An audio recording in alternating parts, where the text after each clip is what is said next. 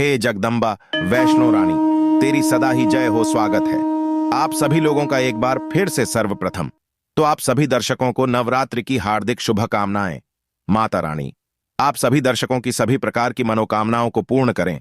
दोस्तों, मैं ईश्वर की सौगंध खाता हूं, माता रानी की सौगंध खाता हूं, माता वैष्णो की सौगंध खाता हूं। अगर आज आपने ये पान का उपाय कर लिया तो आपको दुनिया की बड़ी से बड़ी शक्ति, महाशक्ति, करोड़पति होने से रोक नहीं सकती। आप महाधनी हो जाओगे, धन ऐश्वर्य से परिपूर्ण हो जाओगे।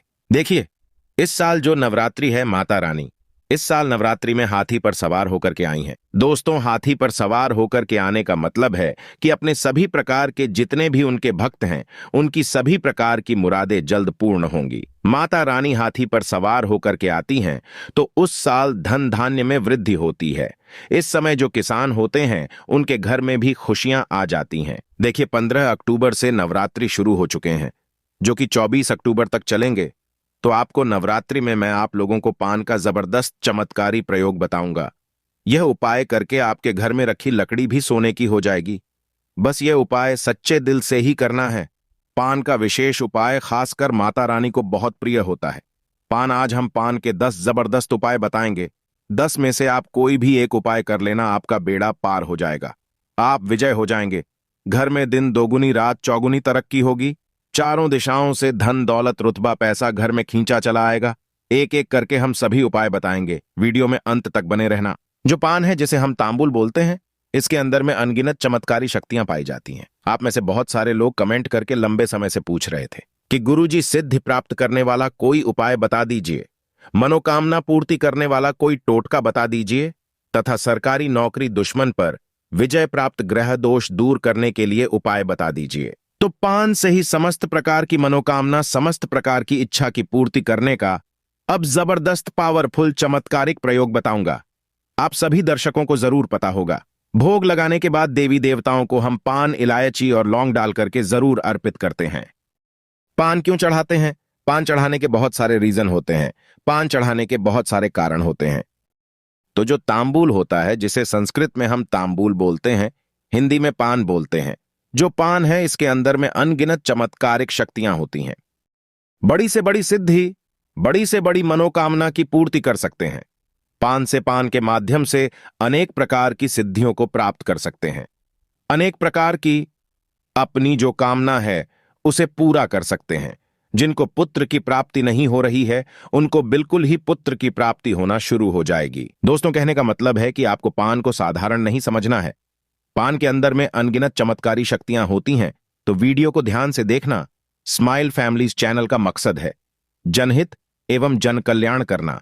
इसलिए आप लोगों को इस प्रकार की अच्छी अच्छी जानकारी सिखाई जाती है ताकि आपका भला हो, आपका कल्याण हो। अगर आप इस प्रकार की प्राचीन जानकारी में इंटरेस्ट रखते हैं, थोड़ा बहुत अगर आपका भी मन रुचिता है, तो आप हमारे चैनल को सब्सक्राइब कर हमारा सपोर्ट जरूर करें। दोस्तों, आइए अब जानते हैं तांबूल के उपाय। अभी तक कमेंट बॉक्स में जय माता दी नहीं लिखे हैं तो जय माता दी जरूर लिख देना। जो तांबूल है, जो पान है, ध्यान से सुनिएगा।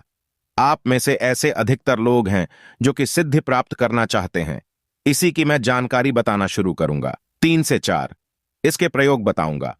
आप में से ऐसे अधिकतर लोग हैं जो कि सिद्धि प्राप्त करना चाहते हैं, सिद्धि प्राप्त नहीं कर पा रहे हैं। सिद्धि प्राप्त करने में बहुत सारी समस्या आती है, या फिर मंत्र में बीच में किसी भी प्रकार के जाप करते हैं, उसमें खंड हो जाती है, खंडित हो जाती है। आप चाहते हैं कि आपको मंत्र कम जपना पड़े और आपको सिद्धि की प्राप्ति हो जाए, तो गुरु परंपरा से चले आ रहे पान का एक गुप्त प्रयोग बता रहा हूं। यह प्रयोग आपको किसी दूसरे को बताना नहीं है, बस अपने तक सीमित रखना है। इस प्रकार की जो अमूल्य जानकारी होती है, यह अपने तक सीमित रखनी चाहिए। लेकिन मैं आप लोगों को, क्योंकि आप में से अधिकतर लोग मुझे गुरु मानते हैं, इसलिए मैं आप लोगों को इस प्रकार की जानकारी बता रहा हूं। तो साथ में स्वच्छ आपको एक पान का पत्ता लेना है, और पान के पत्ते में जो पान के पत्ते का निचला हिस्सा होता है, उसमें आपको शहद लगाना है।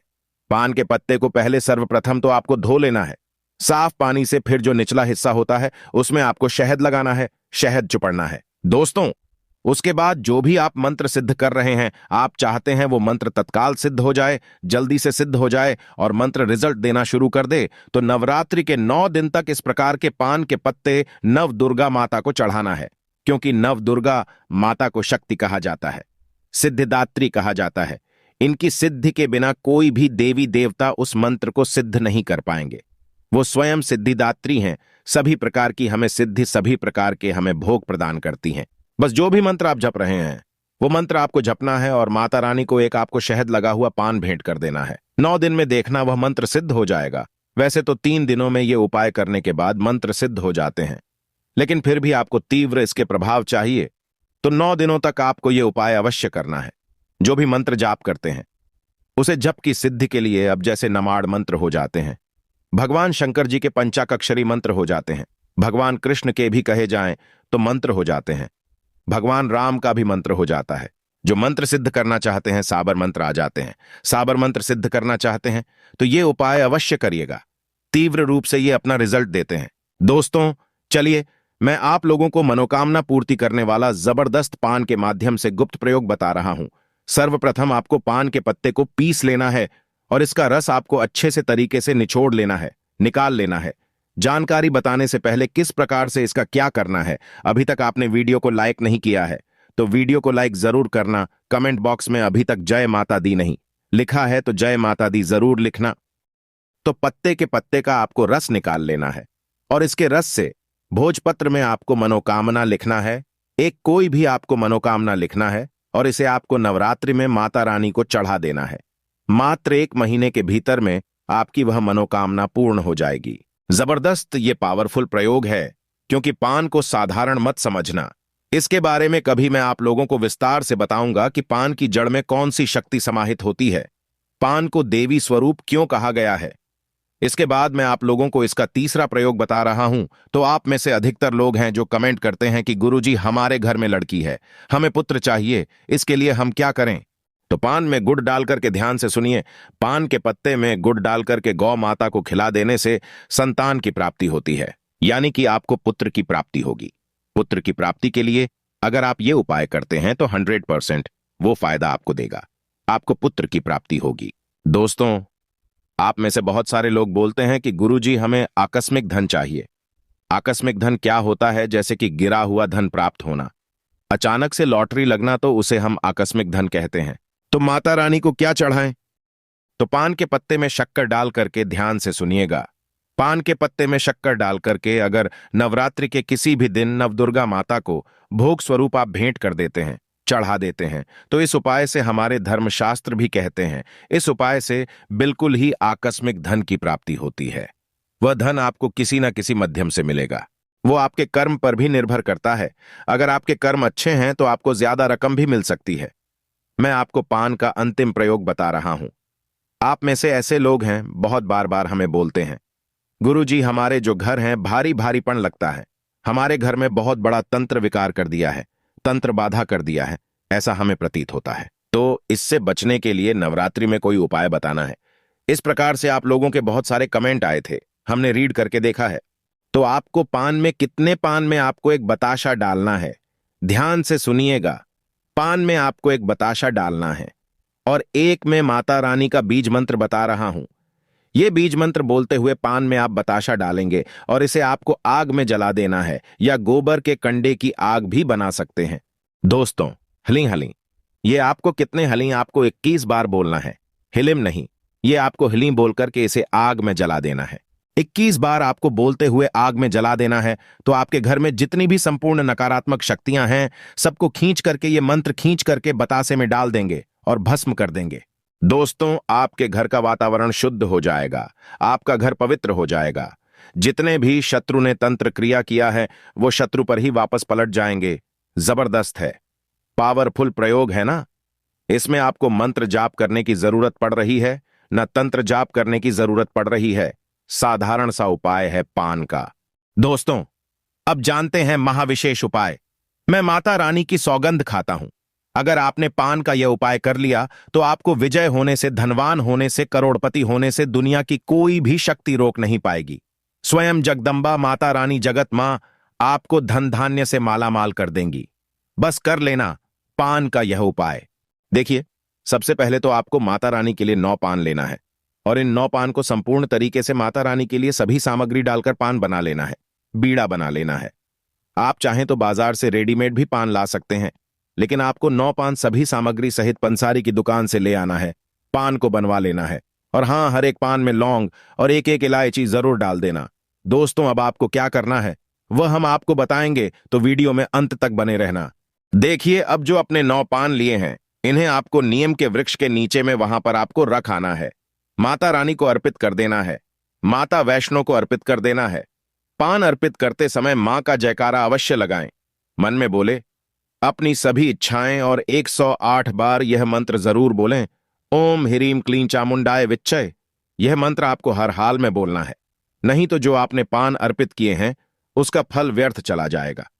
मैं माता वैष्णो की सौगंध खाता हूं, आप विशेष तौर से महाधनी हो जाओगे। कंगाल व्यक्ति भी करोड़पति हो जाता है। दोस्तों, खासकर नवरात्रों में माता नवदुर्गा की शक्ति नियम के वृक्ष में आ जाती है।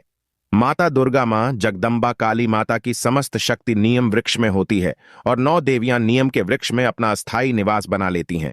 खासकर नियम के नीचे माता नवदुर्गा का वास होता है। इस समय जितना ज्यादा हो सके नियम वृक्ष की सेवा करें।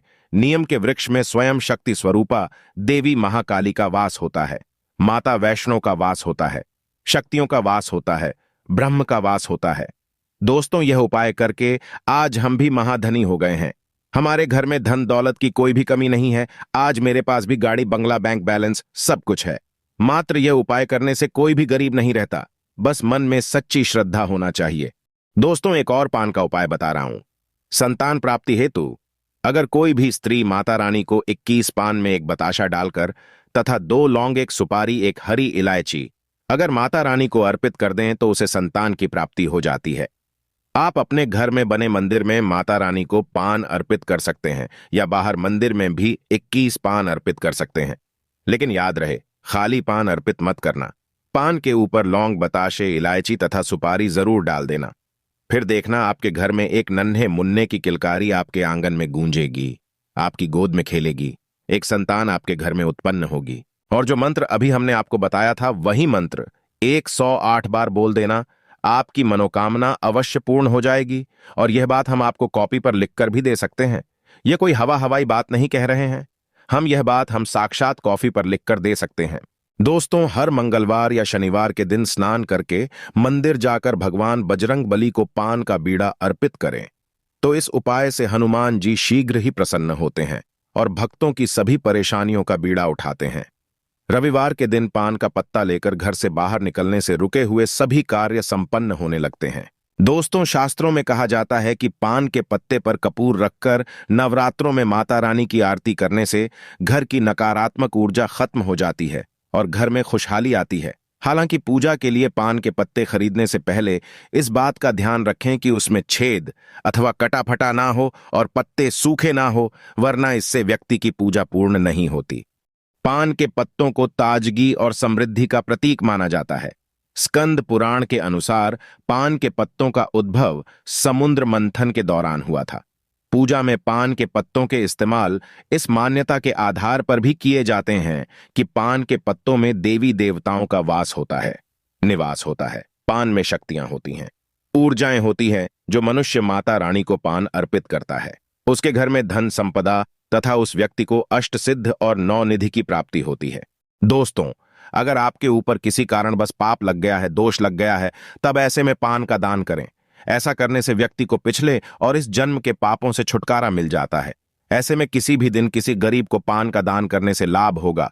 पान का पत्ता नकारात्मक ऊर्जा को दूर करके सकारात्मक ऊर्जा को बढ़ाने का काम करता है। इसलिए अगर किसी व्यक्ति को नजर लग गई है तो उसे पान में गुलाब की 7 पंखुड़ियां रखकर खिला दें, नजर आसपास भी नहीं भटकेगी। तो आशा करता हूं पान संबंधित जितनी भी नवरात्रि में किए जाने वाले उपाय बताया हूं, ये उपाय आपके जीवन में कल्याणकारी साबित जरूर होंगे, मंगलमय साबित जरूर होंगे। और हां, वीडियो अच्छी लगी हो, जानकारी अच्छी लगी हो तो वीडियो को लाइक कर चैनल को सब्सक्राइब जरूर करिएगा। और कमेंट बॉक्स में जय माता दी नहीं लिखा है तो जय माता दी लिख दीजिए।